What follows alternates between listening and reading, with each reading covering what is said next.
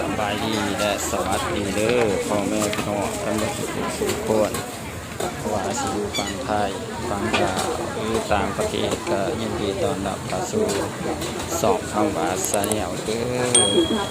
มาพบมาเจอกับคำว่านี้เนาะอยากจะพาพ่อแม่พี่น้องเนาะมารอตลาดเนาะพี่น้องมาชมของกินเอาพี่น้องคนก็ได้ขนาดเราเป็นมาหล่อสื่อของนะพี่น้องเนาะทาตรงนั้นได้เลยไม่ต้องบีบไม่ต้องนวดด้วยไม่ติดเสื้อผ้าไม่ติดที่นอนก็ได้เนาะพี่น้องเนาะทาแล้วไม่ต้องกลัวแสบกลัวร้อนนะคะไม่มีผลข้างเคียงนะคะใช้ได้ตั้งแต่เด็กแรกเกิดนะคะอันนี้เป็นแค่ของไทยนะคะจะมาอะไรเด้อพี่น้องเด้อว่าบ่เคยมาในคลิปนี้เนาะพี่น้องเนาะเข้ามาถูทาฟรีได้เลยที่ทาฟรีเลยกดตรงไหนทาได้เลยประเภทมือชาเท้าชากดข้อกดเข่ากดหลังกดเอวคนจะร้ายขนาดเนาะแขนยกยกแขนไม่ขึ้นเนี่ยประเภทลายเซ็นนะคะลองทาได้ซื้อไม่เป็นไรทาฟรีเลยอยากรักษาก็ได้เนาะพี่น้องเนาะกางเกงใช่ป่ะนิ้วล็อกเท้าข้อศอกลงไปยันปลายนิ้วทาแล้วกลับปล่อยกลับปล่อยบรรยากาศเนาะพี่น้องถ้าซื้อไปแล้วใช้ไม่เห็นผลโนก้ารับคืนด้วยอันนี้โนก้าการันตีเลยใช้ไม่เห็นผลโนก้ารับคืนด้วยอันนี้เป็นแพทย์แผนไทยนะคะอันนี้เป็นของใส่กรอกใหญ่เนาะพี่น้องเนาะใส่กรอกใหญ่ไงเป็นใหญ่เลยเนาะพี่น้องเนาะเซ่เลยลูกเนาะไม้ละ20 บาท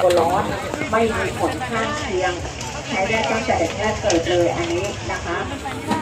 ไปสมุนไพรที่74อย่างเชื่อกันได้ว่าสุดหมดเลยอันนี้จานดาโลแกะตามป้ายเลยขวดละ200 บาทค่ะป้าจานดาโลราคาเดิม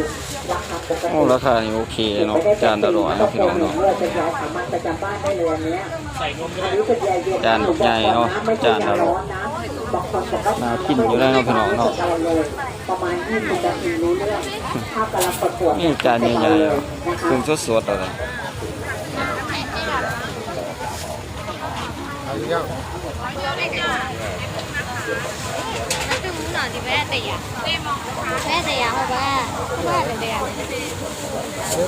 那护手对呀是谁？那不搞对呀是谁？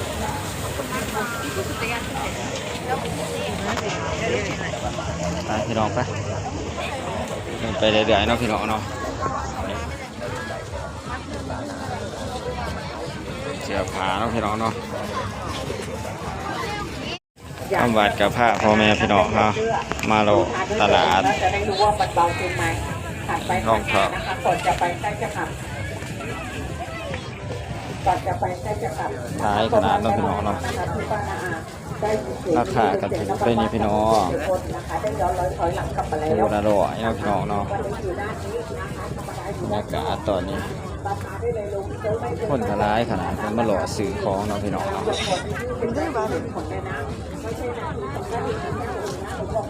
คือขนาดคนทลายเนาะพี่น้องเนาะบรรยากาศตลาดสุดสวัสดิ์เนาะพี่น้องเนาะ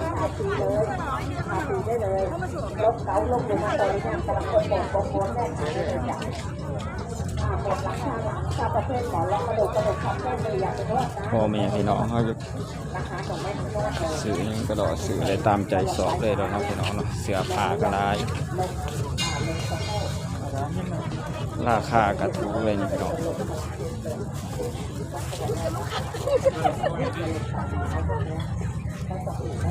ไปเรื่อยๆเนาะพี่น้องเนาะนี่เสื้อผ้าร้ายขนาดเนาะบรรยากาศตอนนี้เสื้อผ้ามักแบบไรไปตามใจสอบเลยเนาะพี่น้องเนาะเกงทหาร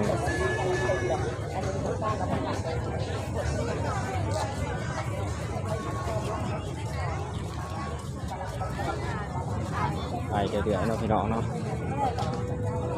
บรรยากาศให้พ่อแม่พี่น้องเข้าเบิ่งสาวกับมีแต่ผู้งามๆเลยพี่น้องมาหล่อสื่อของพี่น้องเนาะ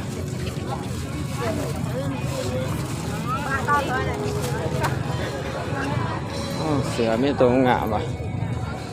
สีบานแบวดีเนาะผานิ่มไม่ได้นี่พี่น้องผานิ่มนี่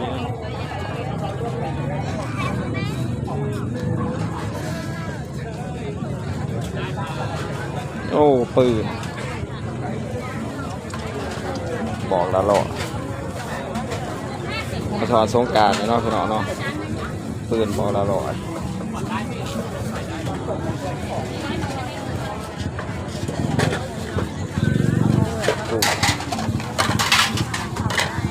ด้านอร่อยเลย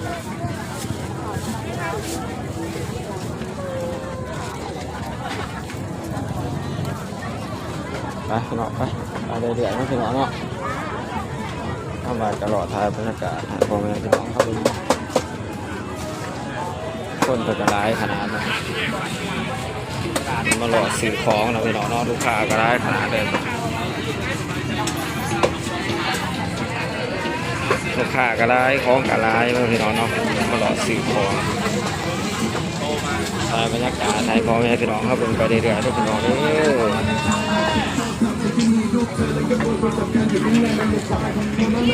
อ๋อบรรยากาศในตลาดสุขสวัสดิ์ได้ยินเนาะเสียผ้าของขายลูกค้ากระไรได้ยินเนาะร้ายขาดขนาดเนาะมันมารอสื่อของโมเมนต์ดูคิดได้ดีพี่น้องมันเป็นเสือหน้าไอ้น้องพี่น้องเนาะมันใหญ่อันเนี้ย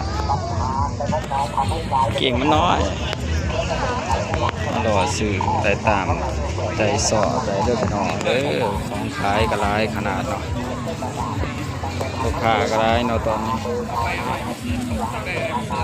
บรรยากาศในตลาดเนาะพี่น้องเนาะพ่อแม่พี่น้องเขาก็มารอสื่ออะไรเด้อพี่น้องของขายกระไรขนาดเนาะพี่น้องเราเสื้อผ้า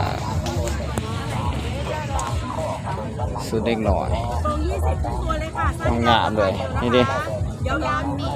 นี่วะนี่ตัวงามเลย20 บาท ตัวละ20 บาทไปเดินไปต่อพี่น้องเนาะเดินไปเรื่อยๆถ่ายบรรยากาศให้พ่อแม่พี่น้องเขาเบิ่งไปเรื่อยๆเนาะเสื้อผ้าตัวละ70 50 60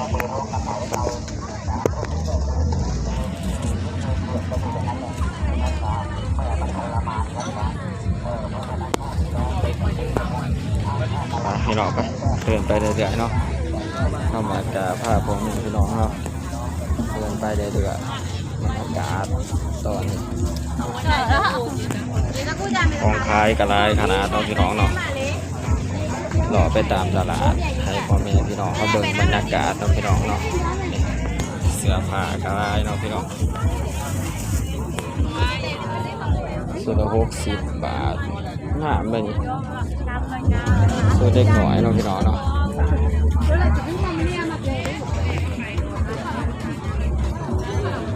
ไปพี่น้องไปสุดละ90 บาท90 บาทนี่50 บาทตัวละ50 บาทนะพี่น้องเนาะ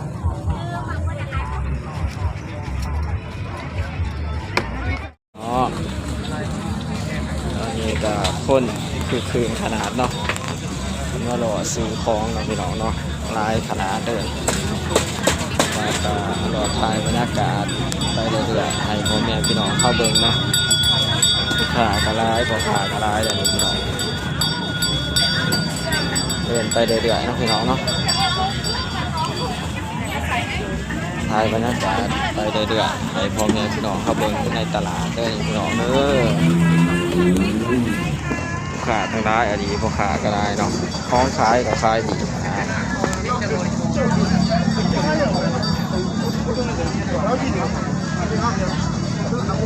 ไปเรื่อยๆเนาะพี่น้องเนาะไปย่างไปเรื่อยๆ